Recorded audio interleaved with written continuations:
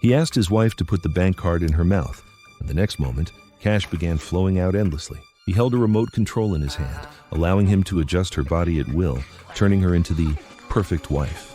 In this small town hidden deep in the forest, every man had such an ideal companion. But Joanna, the newcomer, seemed out of place. She was a former executive at a TV station where she frequently encouraged women to be independent and brave enough to be themselves. Her views had inspired many housewives, but also caused trouble. One viewer's wife, influenced by her message, asked for a divorce, which severely damaged the station's image.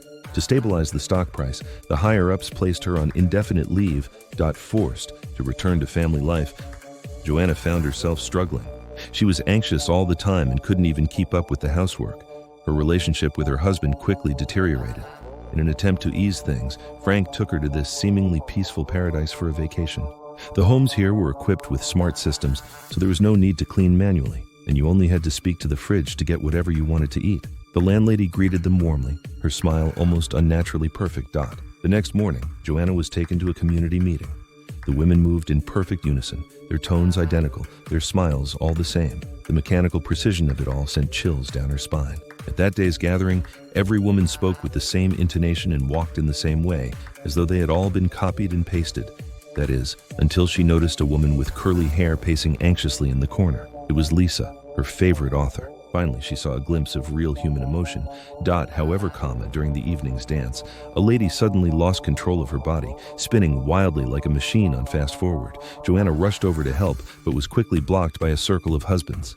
From a gap in the crowd, she saw the landlady grab the woman by the neck and twist it with a sharp snap, as if adjusting a malfunctioning part. Calmly, she explained that the woman was simply dehydrated and needed to rest in her room.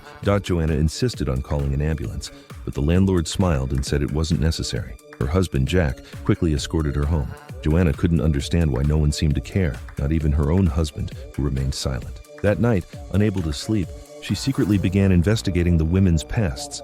She discovered they had once been independent, capable women, lawyers, journalists, writers, or corporate executives. But ever since moving to this town with their husbands, they had all transformed into docile, hollowed-out women who only smiled. In a panic, she went to find Lisa, hoping they could uncover the truth together. But by the next morning, Lisa, once a bold, outspoken writer, was now empty-eyed, her speech mechanical, and she seemed no different from the others. That's when Joanna fully understood. This town's goal was not to create the perfect wife, but to erase the very essence of women, and she vowed she would never let herself become the next soulless doll.